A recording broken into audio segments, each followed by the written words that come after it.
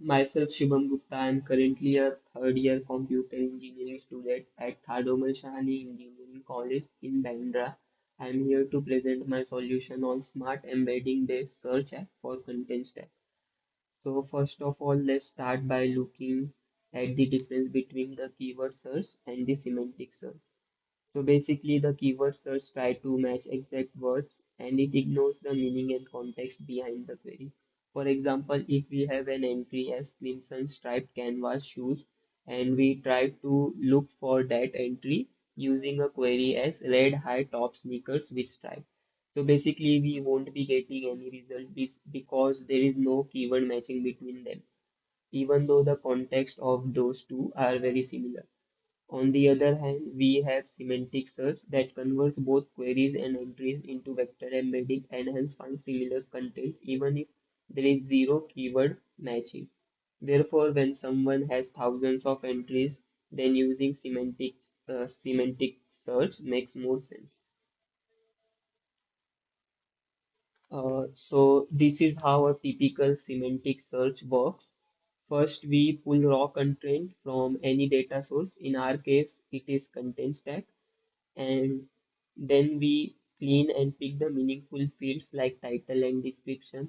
Then we convert that text into numbers that are called embeddings, and then we store those embeddings in a special database called vector database.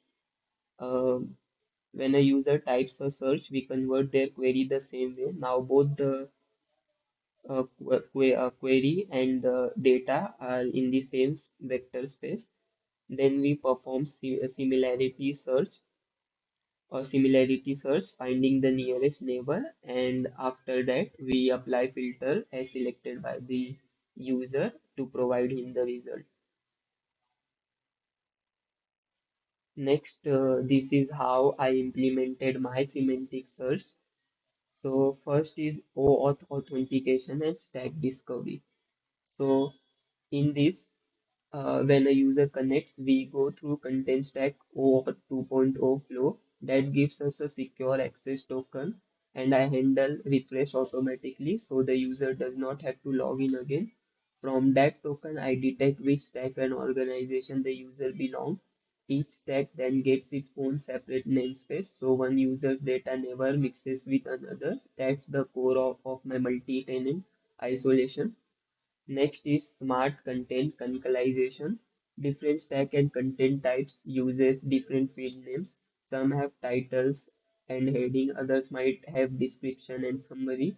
Instead of hard coding, I auto detect which fields are good for search and combine them into one clean text block.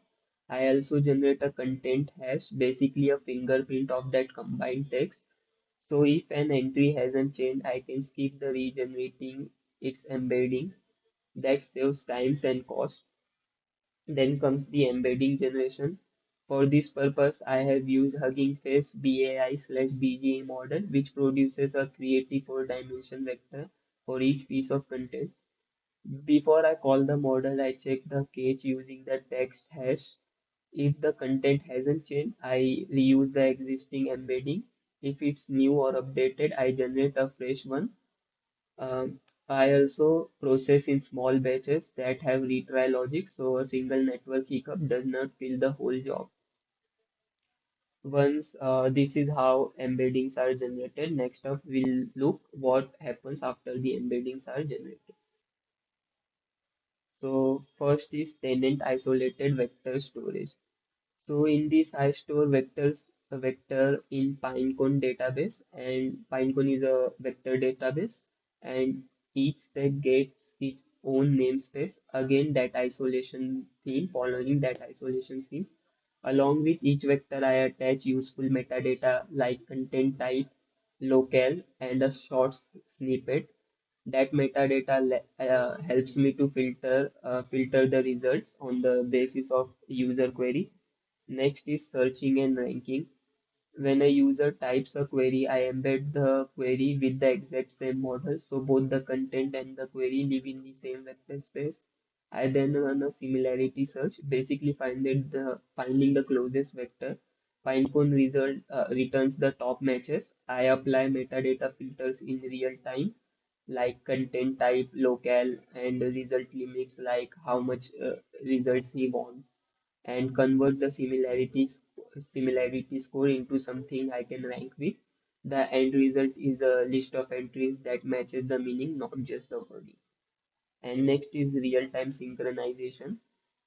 So when the content changes in content stack that is created, updated, deleted, or published, a webhook fires, and that notifies my system exactly which entry to refresh. So I don't reindex the entire stack. I only touch what actually changed because I use the content hash. If the text wasn't really modified, I can skip the expensive embedding code. This keeps the index.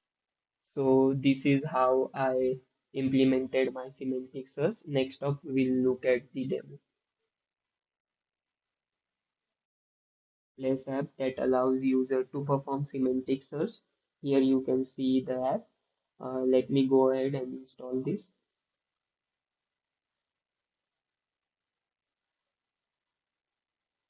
So I have completed installing the app in my demo stack. Here you can see I have two content type and a total of 21 entries. So let's have a look at the app. Here you can see I have a semantic search app. You can also see the logo, which is a search icon.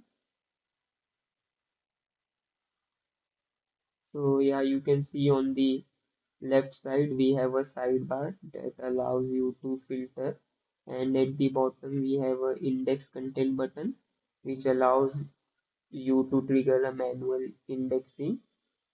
So if you are installing the app for the first time, you have to click on this index content button. So the indexing process will start. So let me click on it. So yeah, the indexing process has started in the background. So here you can see we also have a search bar that allows you to perform natural language query. So let's search for something.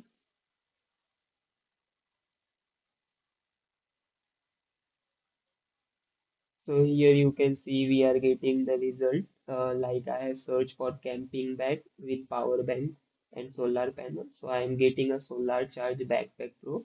So you can see that not a single word is matching, but still we are getting the result which is relevant. And you can the result comes with the semantic score. You can view it here.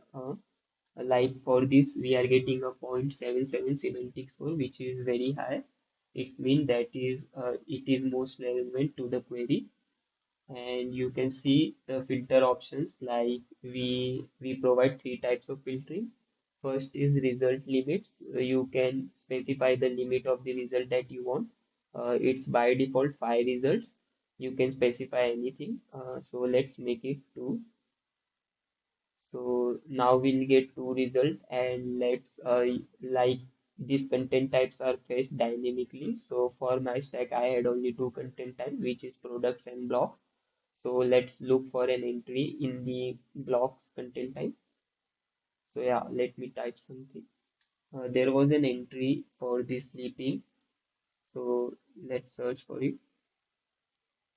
Sleeping benefits.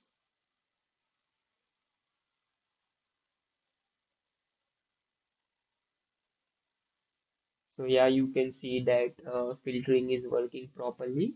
We have got the result for why sleep matters, and you can see that it is filtered by block content type.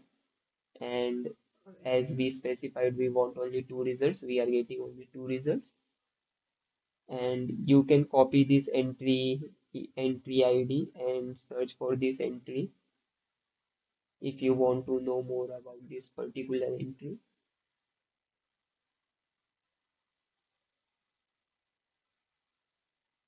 So here you can see that we got that entry, the science of sleep, why sleep matters. So let's move back to our app and discover more features. So basically, it also, if you create any entry or publish any entry, it will dynamically index it without your manual interface. So let's test this.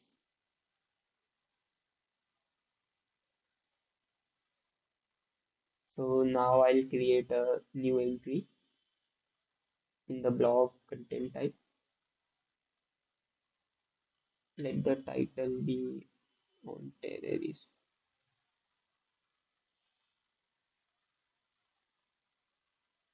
So I'll write they are cancer for our country, they harm people. So yeah, let me publish this entry. You can see that the entry is published successfully. Let's see if we are getting that entry or not.